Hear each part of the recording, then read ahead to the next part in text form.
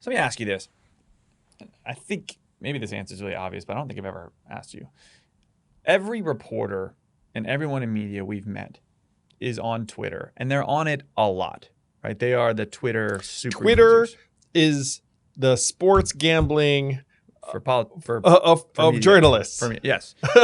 And if you're on Twitter, you're gambling in likes, people. You're gambling in retweets. On Twitter, in order to get good at it, you have to just have takes. It's just takes. And takes don't have room for nuance because it's a short piece. So they're just like, what about that? And what about that? And you shouldn't do this. And you should do this, right? It's that over and over and over. And it drives us to this like black or white situation.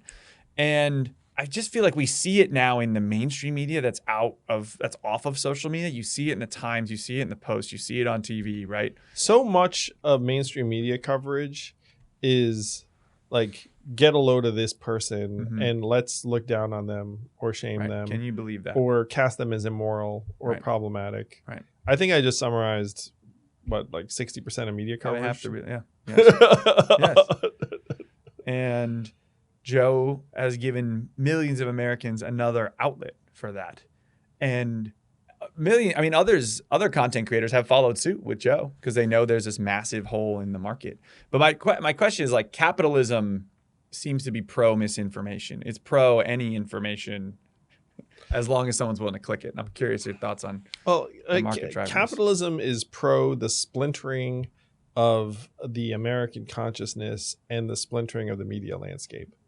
That's where capitalism is going to lead us, especially in this era. Because so if you rewind 30 years or whatnot, and let's say I had some batshit ideas, like how would I get attention to them?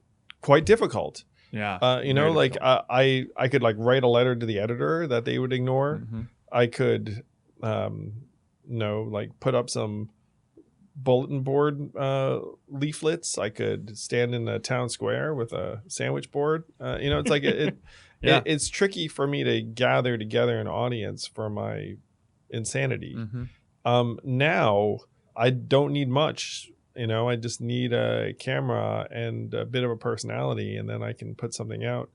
And so whatever point of view you put out there, there's going to be a market demand for an alternative to it. Because people, especially in an era, by the way, of collapsing institutional trust, where it's like, what are they telling me? Fuck that shit. Like, that can't be right. Like, oh, this person's here to tell me why they're full of shit. Right. So there's going to be this massive demand for like a different unvarnished point of view. Unfortunately, a lot of that stuff is going to be in opposition to the stuff that came before, which is something that's interesting about like a dynamic that even you and I share. So like I just listed a bunch of facts about the decline of American men, right? And that somehow gets cast as ideological, even though all that stuff it's just numbers. It's just numbers. Right. You can look it up and be like this and that. But one of the reasons why it became really popular and interesting is because people sense that it's in opposition to the mainstream media narrative, which is not talking about the collapse of American men because that's off of their chosen direction. Like that, their chosen direction is spotlight various marginalized groups. Or men are the problem because they are in positions of power and therefore you must... Yeah, there's a zero sum. It's like, oh, in order for other people to succeed, other people have to fail. So one of the reasons why it took off is because it's in opposition to the conventional media narrative. Correct. So that if you have this conventional narrative and then you're going to have this massive demand for what's left unsaid, and then there's going to be a whole set of people that fill it, attract an audience.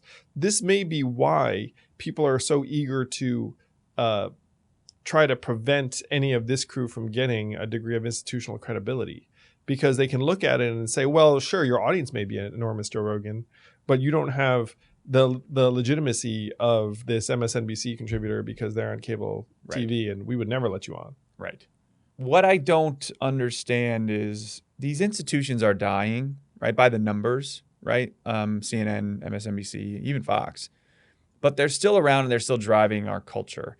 Is capitalism going to crush them, or are they still kind of buoyed by other forms of American life to keep them in the game? Like does Joe Rogan become CNN? Like what? I was thinking about why these cable news channels have such power and currency. Yeah. And a lot of it is that they're very, very lucrative. They're Yeah. very, very profitable, Mm-hmm. to the tune of hundreds of millions of dollars a year. So if you get knighted by one of them, they pay you. And there are so many media figures who are looking at it being like, wait a minute, like if I end up on air with one of these networks, they'll give me 6 figures for a part-time job. And that's one of the sweetest gigs. So all of the various folks in this universe want to be knighted Yes. by the cable networks. There's also a lot of vanity. And I will say the production values are very, very high, where they make me look good, to make anyone look good. Where like you go on there and they like they like make you up and put you on the studio and the rest of it. And, like, they build up the Republican candidates. For Fox News is very intentional about, you get more airtime in there, your polls start rising, you can contend for presidency or whatever it is. And their audience is the sweet spot of primary electorate voters. They vote. Because they're in their 50s and 60s. And if you look at who's voting in these primaries, it's those folks. Yeah. I Now, think they're older than that, but yeah. The average viewer of CNN is 59. The average Fox viewer is 65.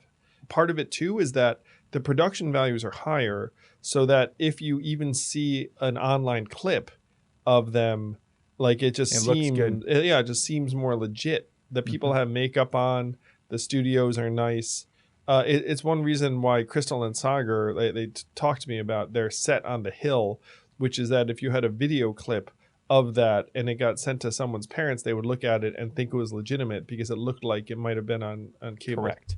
And that was a thing when we were running for president in 2020. Legitimization was a big thing, right? Like they control that for sure. And it's because there's a lot of money and influence and, frankly, production value behind it. But anyway, I feel like we're just at the beginning of, like, I don't see an end in sight for more and more Joe Rogan polarization, if you will. And Spotify might be the vehicle. So my prediction is something else going to happen on Joe's podcast, that when it's sound clipped and when it's a short clip, it's going to be super objectionable. And it'll be a big artist that's like, I'm pulling off Spotify. And maybe Spotify has a decision to make. Maybe it's a no-brainer, but it then politicizes. I'm worried about politicizing our artists and our music, over something that I don't think is that controversial, which is long conversations with pretty much anybody. He'll take anybody who's interesting. I don't know if you think that's ever going to happen or if it's just going to be noise.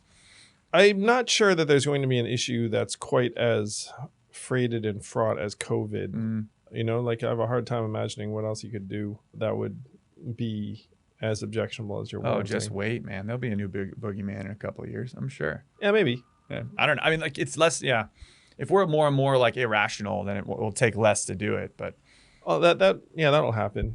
That's probably true. Oy vey, man.